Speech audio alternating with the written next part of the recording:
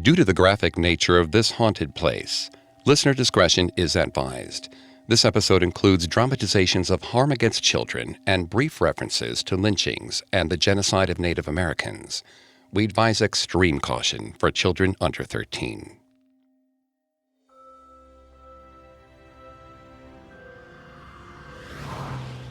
Bee didn't like driving, much less at night. She'd gotten her license just a few months ago and only passed her test by the skin of her teeth. She prayed that her headlights would get her from Thornton to her parents' house in Brighton safely, but her hands gripped the steering wheel tightly. All she had to do was stay on Riverdale Road, but what should have been a straight shot was instead a series of tight curves surrounded by shadowy trees and black sky. She focused her gaze and obeyed the posted speed limit. She stayed well below 30 miles per hour, even though the road was empty. But soon, she saw another car approaching. Some vintage muscle thing her brother would have loved. She watched it quickly close the distance between their two cars. Too quickly. Suddenly, she realized just how fast it was going. Bee looked left and right. If the other driver was drunk, there was no way for her to swerve and avoid it. She'd be in a ditch either way. Then she saw him. There was a jogger in the other lane. Bee's knuckles went white. The runner was right in the path of the hot rod. If he didn't get out of the way, he would surely be hit. Bee flashed her headlights and leaned on the horn, but the runner kept jogging, totally oblivious. The speeding car turned a corner, throwing the jogger between its headlights. But this time, it was in the center of the road. It was about to hit both of them. Bee closed her eyes in spite of all she'd been taught, bracing for collision. But there was nothing. No crash, no squealing tires. She opened one eye and slowed the car to a stop. She threw open her door and walked onto the pavement. But there was no steam coming from the hood, no blood on the road, no wreckage at all. Both the car and the jogger were gone.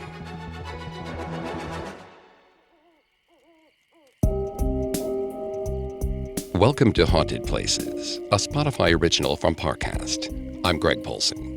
Every Thursday, I take you to the scariest, eeriest, most haunted, real places on Earth. You can find episodes of Haunted Places and all other originals from Parcast for free on Spotify. And every Tuesday, make sure to check out Urban Legends. These special episodes of Haunted Places are available exclusively on Spotify. This week, join me on a supernatural journey to Colorado's Riverdale Road, an isolated spot of highway between two Denver suburbs that is known as the scariest road in America, and discover why, to this day, it's haunted. Coming up, we'll take a drive down Riverdale Road.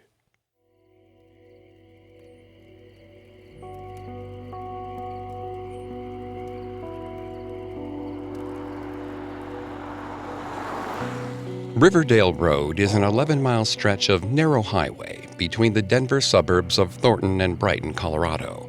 Like much of the Denver area, the road is the very definition of wide open space, green fields and dusty farms bisected by a 2-lane byway. Though farmhouses dot the landscape every now and then, you likely won't see another living soul as you travel down the pavement. Even under a blue sky, the road makes you realize how very alone you are. But at night, Riverdale Road comes alive. It's known for being a place of shadows, ghosts, and demons. Rumors include 2 ghost cars and a spectral jogger who was killed in a collision. But it isn't these small spirits that gave Riverdale Road the title of the most haunted road in America. It's something far bigger and a bit more flammable.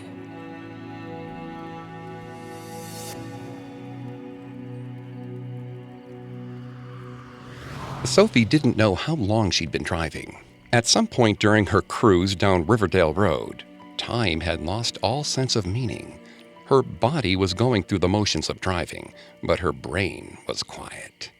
She liked the isolation of it all, sometimes imagining she was in a completely different world.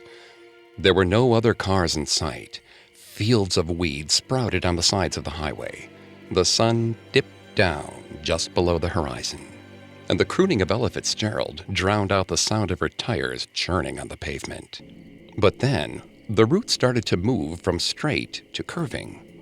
She slowly let her attention come back to her driving, not fully ready to let go of the beautiful emptiness in her mind.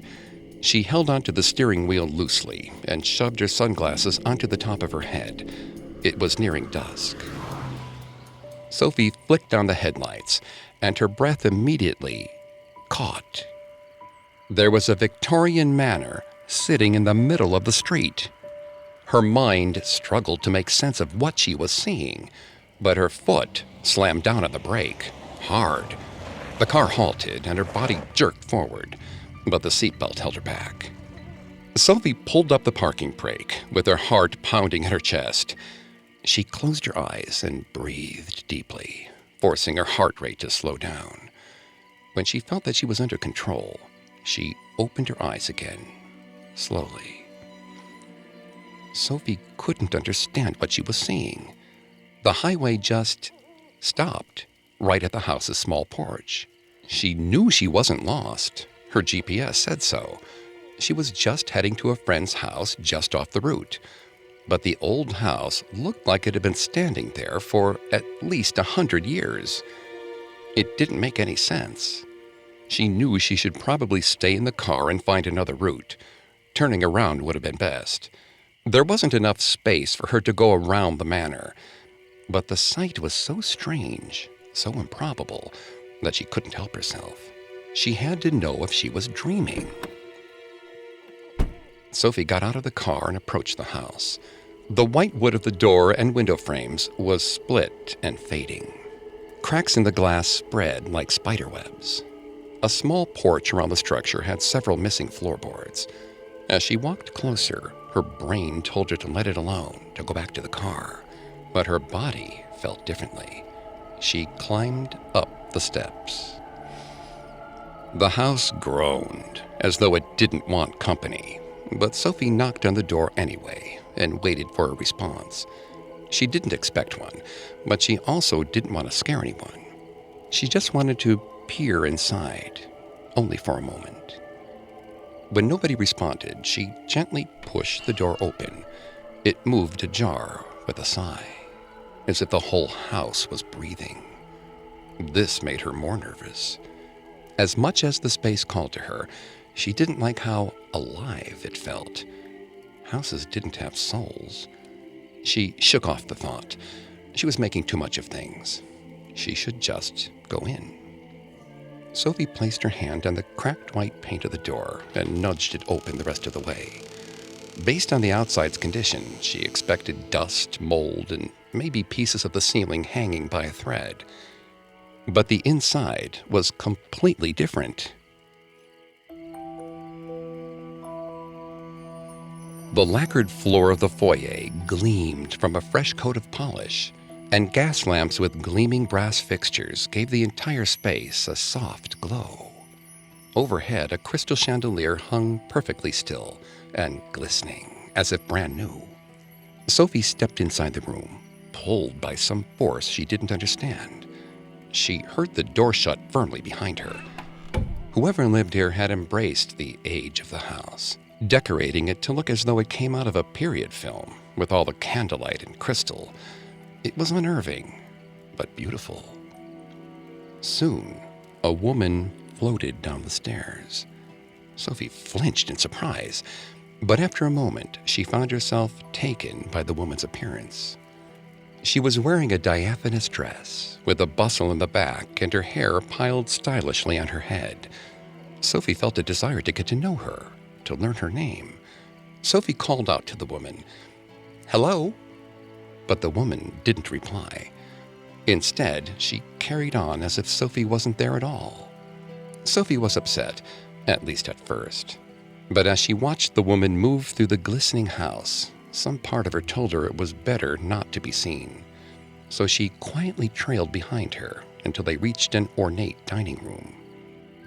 The woman set the table with fine china, and 2 children climbed out from underneath the tablecloth.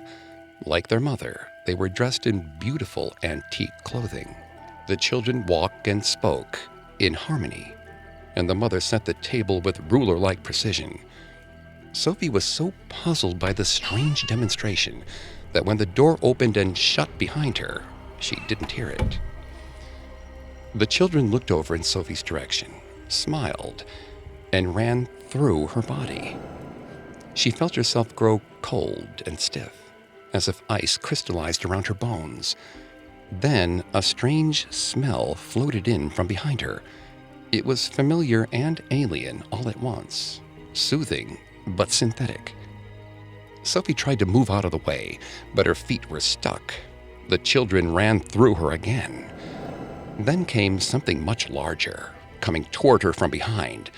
A massive chill ran through her body as a disheveled-looking man walked through her and toward the family. Sophie smelled the odor again. The man's skin, his clothes, everything gave off that strange, synthetic smell. She watched him tip a flask upside down and trickle liquid along the floor. Sophie suddenly realized what the smell was: gasoline. Sophie screamed, begging for herself to wake up. But no one appeared to hear her, and her body stayed where it was, locked in the nightmare. Or what she hoped was a nightmare. The fumes were going to Sophie's head. She willed her legs to move, but they wouldn't budge. She was completely frozen. The man splashed some of the flask onto the children's heads, then sprinkled some on the table. The children looked up at him, confused. The mother smiled, not blinking. He approached a stone fireplace, took out a match, and dropped it onto the table. The fire caught immediately, consuming the table like a rabid animal. Sophie watched as the flames leapt from the furniture and toward the children's heads. She screamed as loudly as she ever had, so loudly that her throat hurt. Finally, she felt her feet start to wobble, motion returning to her limbs. She didn't hesitate. She turned and ran out of the house. She heard the door slam behind her, but she didn't stop. She ran straight for her driver's seat and jammed the key in the ignition, panting. She'd be gone in a moment, back on the road, she thought. But just as she turned the key, the engine wouldn't catch. She begged her car to start, glancing toward the house in a panic. The flames grew and crackled, coming closer and closer. She heard glass break. Her engine finally roared to life, and she exhaled, putting the gear into reverse. She turned and sped away, her mind racing with what she just saw. Should she call the fire department? The police? But when she looked up at her rearview mirror, the manor was gone. Again, she was alone on a long strip of road, curving off into the distance. It was as though the house had never existed at all.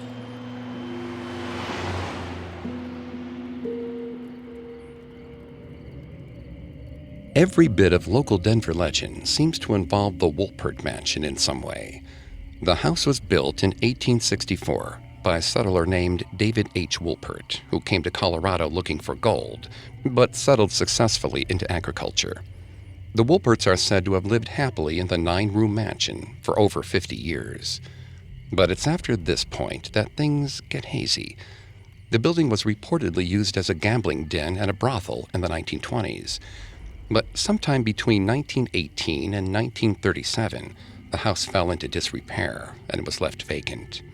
It deteriorated until a fire broke out on November 28, 1975. That morning, the whole mansion burned to the ground. Members of the community have long speculated about the fire's cause. But at some point, a legend about a man who burned down the home with his family inside took hold. Some suggest these rumors about the 1975 fire were an echo of a previous tragedy that occurred decades before, but there's no concrete proof. Yet the lack of historical records hasn't stopped the legends. Travelers on Riverdale Road report seeing the ghostly visage of an old house in what should be empty fields, and sometimes in the middle of the road. Up next, the gate to Wolpert Mansion has an evil life of its own. Parcasters, you know the world can be chaotic and unpredictable, but how far would you go to turn the tides of favor in your direction? In the newest Spotify original from Parcast, we're taking a closer look at bad omens, good luck charms, and age-old traditions that just might have the power to change our fates. Each episode of Superstitions presents a new drama that unpacks a different belief. Can holding your breath while passing a cemetery save your life? Will carrying a rabbit's foot bring you luck? How can you go through life always avoiding the number 13? And why should you try?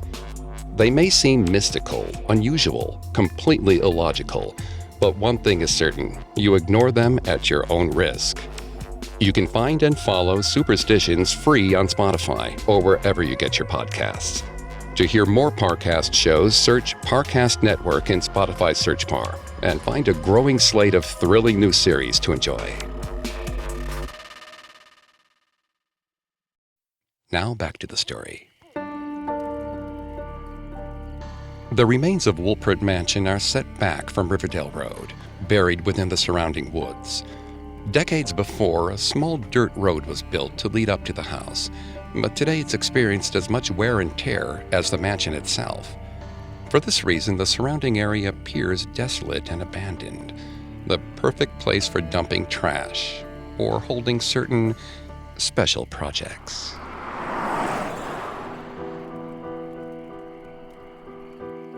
Jake was always down to travel for a new and unique experience.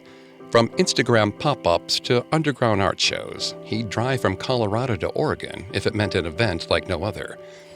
So when he'd received an invite to a party by a lonely length of road in rural Colorado, he knew he had to check it out and bring his 300,000 Instagram followers along with him. He liked parties, scary things, and eerie spaces where your imagination could run wild. But he especially liked the photo of the person that DM'd him. He didn't know them per se, but they looked friendly enough. Besides, he could handle himself, even if things got a little eyes wide shut. Jake drove 4 hours to reach Riverdale Road, which is supposed to lead straight to the venue. It was true to his Google search, a long snake of asphalt that extended into the horizon. Nature caressed the road on both sides, with overgrowth leaning toward the street. Small patches of snow lay in the fields, trying to hang on through the early spring. As Jake drove around a new curve, his GPS began to struggle, losing signal even though he had full bars. Finally, it shut off completely. When he turned it on again, it acted as if he was still in the closest town, Thornton. The usually calm navigation voice screeched, its words garbled. He managed to turn the whole thing off before it blew out his eardrums, but he needed to pull over. When he got out of the car, he noticed a cluster of rusted chicken coops in the adjoining field. Jake whistled, trying to draw the attention of the chickens. But there was no clucking, only silence. A silence too deep for a place as lush as these woods. On the other side of the tree line, he noticed a small house waiting in the distance. It was a charming little thing. He pulled out his phone to get a quick picture. Maybe he could finally use that cottagecore hashtag. But as he zoomed in on the chicken coops, he noticed there was something behind them. Jake slid his phone in his back pocket and jogged over. Behind the empty chicken wire, a series of small animal heads were lined up in neat little rows. Not just chickens, but squirrels, rabbits, even a fox. All of them were in various stages of decomposition. Some had small pieces of bone sticking through their skin, while others had lost their flesh completely. He debated posting a picture and asking his followers what to do, but something about the display didn't sit right with him. Whatever kind of person was ripping the heads off woodland creatures and stacking them like some Indiana Jones villain wasn't someone he wanted to meet, or even entertain the thought of. He turned to leave, but he felt his foot slide into something with a wet squish. When he looked down, maggots and aphids were crawling along his shoe. Jake's stomach churned. He stepped into a partially disemboweled squirrel body. The head was gone, probably the newest one in the collection. He carefully lifted his shoe out of the mess and rubbed the sole against the slushy ground, trying to pull the guts off his white sneakers. Dirty white sneakers weren't cool. No matter how hard he scraped, small flecks of red and brown still clung to the fabric. He walked back to the car and sat in the driver's seat with the door open. He took off his soiled shoe and banged it against the car doorframe. Pieces of viscera and insects went flying into the wind. He didn't care where they went, as long as it was away from him. He pulled out a wet wipe from his glove box and finished cleaning his shoes. More than a little grateful his mom had put both wet wipes and hand sanitizer in his car. Jake put his shoe back on and squirted a glob of hand sanitizer into his palms. So far, this wasn't the kind of adventure he'd been looking for. He turned the engine back on and checked his phone. Thankfully, the GPS blinked to life. He was only a few miles out from his destination. Jake scanned the horizon, but he wasn't sure what he was looking for. The person in his DMs had only told him that he'd know the entrance when he saw it. But a line of dead rodents wasn't exactly Jake's kind of party, so he decided to move on. As he continued to drive, he began to grow nervous about how desolate the area was. It didn't feel like a place meant for humans. And he didn't even want to think about the one speck of human evidence he did find. He kept his foot on the gas, looking left and right for some sort of sign. He was contemplating giving up when, out in the distance, he spotted a rusted metal gate raised high into the sky. Like some death metal cover came to life. Just beyond it, he caught the glimmer of a bonfire. It had to be the party. He was sure of it. Jake turned down the small offshoot road and tried to drive through the open gates. But his car stalled right beneath them. Jake turned the engine once, twice. Still no luck. He guessed it didn't matter now. He was planning on staying the night anyways.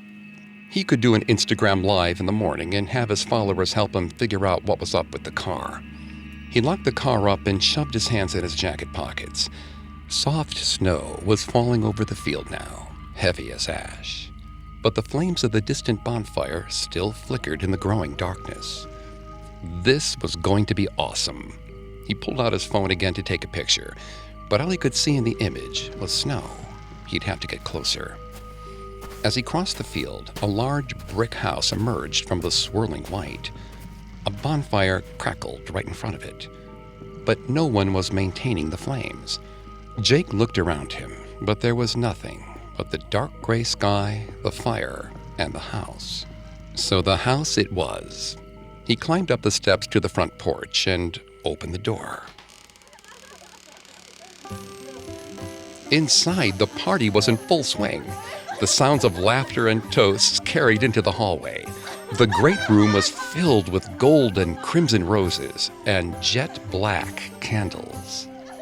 Every guest wore an identical white mask that concealed their eyes but left their lips visible, and everyone's teeth were perfect. Their smiles glinted under the twinkling chandeliers, making the revelers look almost fanged. Jake worried he'd missed the memo, but he felt a servant pull off his coat and thrust a mask into his hand. He was glad he kept his phone in his back pocket. He'd sneak in an update or two from the bathroom, but maybe it was time to stop and smell the roses, even if they were a little satanic. He moved between the currents of laughing people as they sipped fizzy red drinks and swallowed canapes whole. Jake reached for one off a passing tray, but when he looked down, he saw that whatever it was still raw, wriggling, alive. Ah, rich people, Jake thought. He took out his phone and snapped a picture. At least it would make a good story. He let the waiter pass without partaking. A masked band played upscale jazz versions of pop classics. Maybe he actually liked Nickelback after all. Jake leaned in to speak to a waiter, asking where he could find the host. The waiter laughed and told Jake that the host would find him. They'd been waiting for him.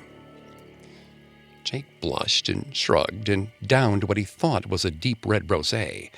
He was absolutely parched, but the bubbly crimson liquid offered no relief. It was too thick and tasted slightly metallic. He was about to ask for water when a small but striking person approached him. Jake knew them from his DMs, their profile. His host. They looked at him with glittering gray eyes, smiling with perfect teeth. Jake was delighted. They made small talk. His host asked him how the trip had been and if he'd learned anything on the way.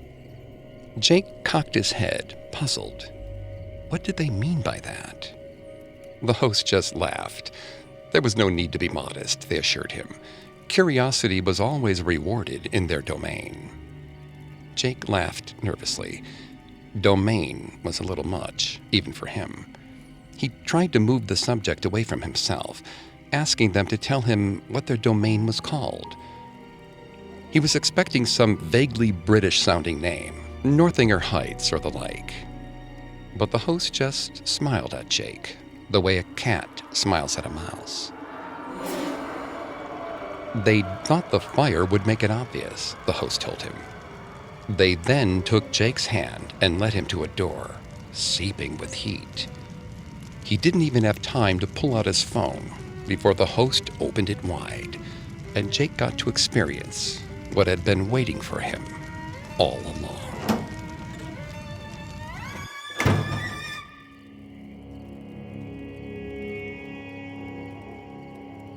Sometime between 1975 and the present day, Riverdale Road became a popular dumping ground for trash from neighboring farms. It was also the destination for something far stranger than rusting tractors.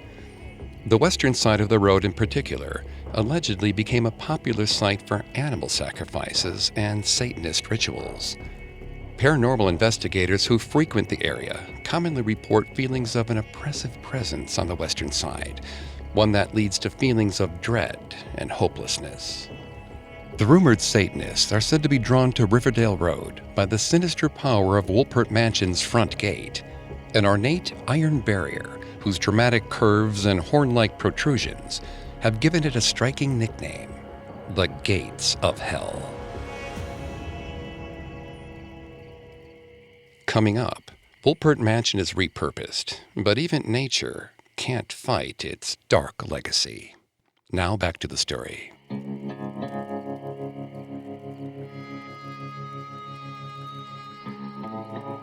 "10 years ago, nearly all of Riverdale Road felt desolate. The sky and fields stretched on forever, all sense of distance and space collapsing into a never-ending vista. But the area has been developed in recent years. Ranchers have built dirt trails off of Riverdale, and new houses sit right next to the road itself. After the Wolpert Mansion burned down, the community began to reclaim the land for life instead of death, and established a preserve with birdwatching, fishing, and walking trails. But just because the old house is gone doesn't mean its former inhabitants aren't still waiting for visitors."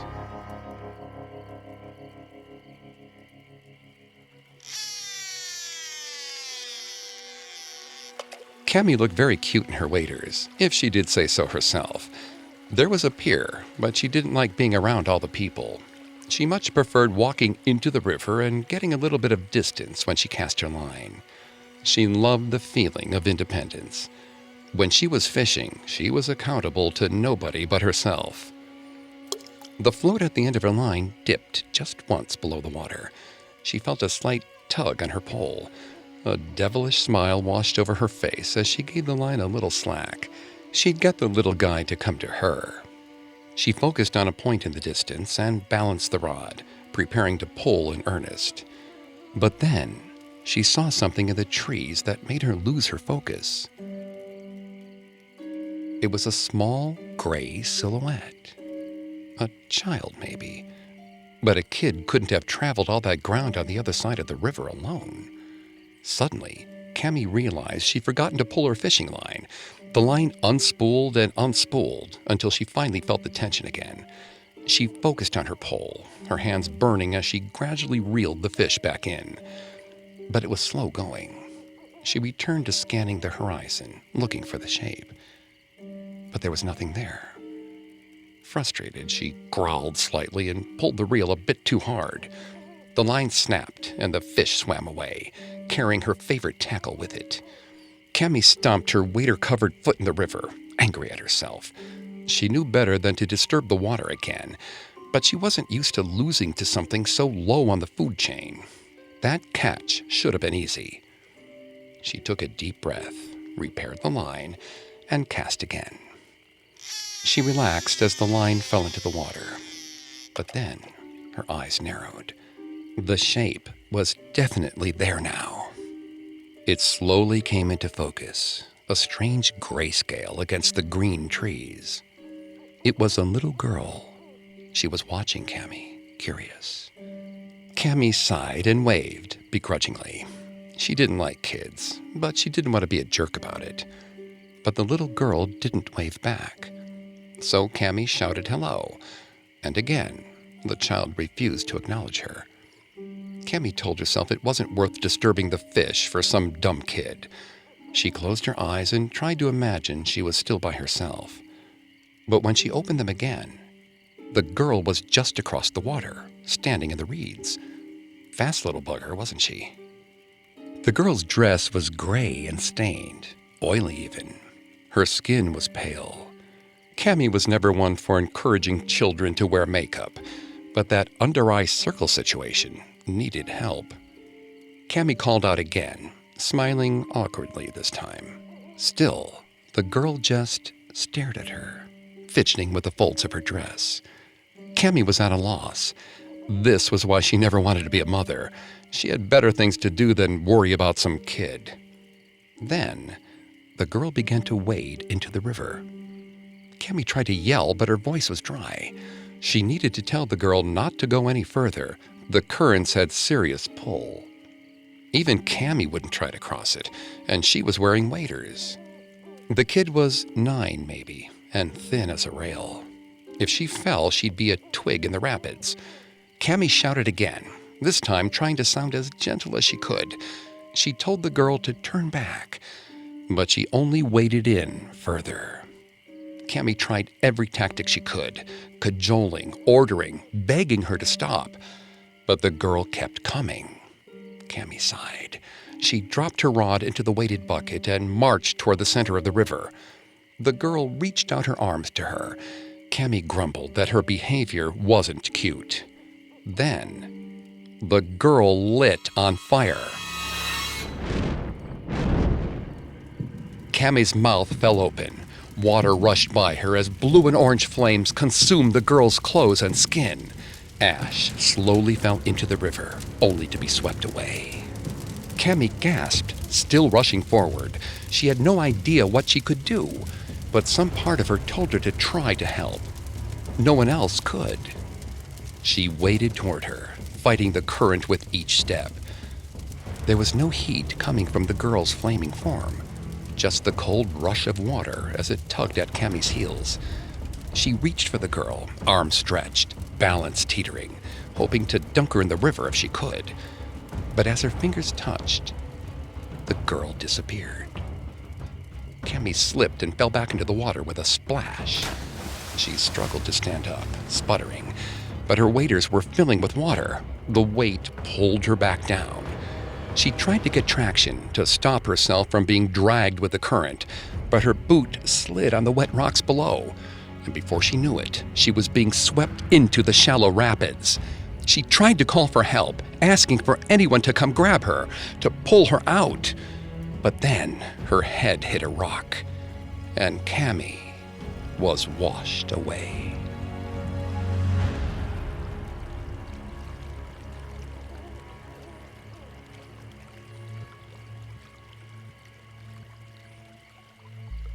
If you drive down Riverdale Road today, you'll still see the stunning natural beauty Colorado is known for, the wide open skies, bubbling river, and sparkling lakes. But things are changing. The Wolpert property is now a small nature preserve known as the Pelican Ponds Open Space.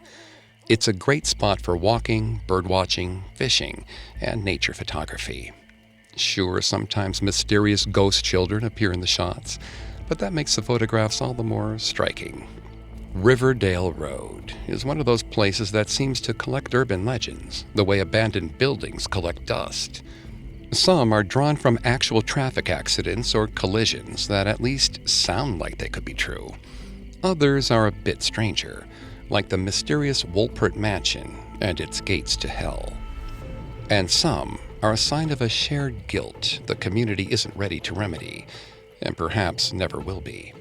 The corpses of lynched slaves are said to appear in the trees beside the road, and white occupiers' legends of Native American skinwalkers prowling the side of the road still persist today.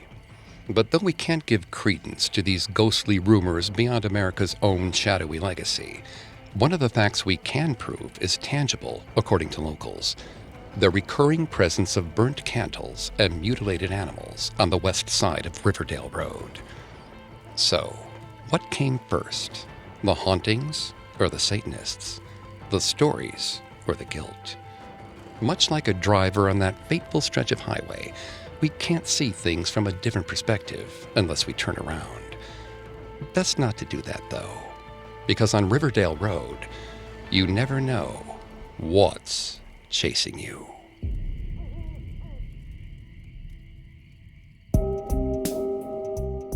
Thanks again for tuning into Haunted Places. We'll be back on Thursday with a new episode. And don't forget to come back on Tuesday for our Urban Legends series, available only on Spotify. You can find more episodes of Haunted Places and all other originals from Parcast for free on Spotify. I'll see you next time. Haunted Places is a Spotify original from Parcast. Executive producers include Max and Ron Cutler. Sound design by Kenny Hobbs. With production assistance by Ron Shapiro, Carly Madden, and Aaron Larson. This episode of Haunted Places was written by Lil D. Ritter and Jennifer Richey, with writing assistance by Alex Garland. I'm Greg Polson.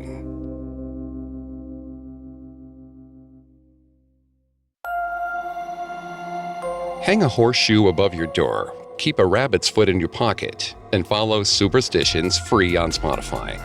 Listen every Wednesday for the surprising backstories to our most curious beliefs and thrilling tales that illuminate the mystical eeriness of our favorite superstitions.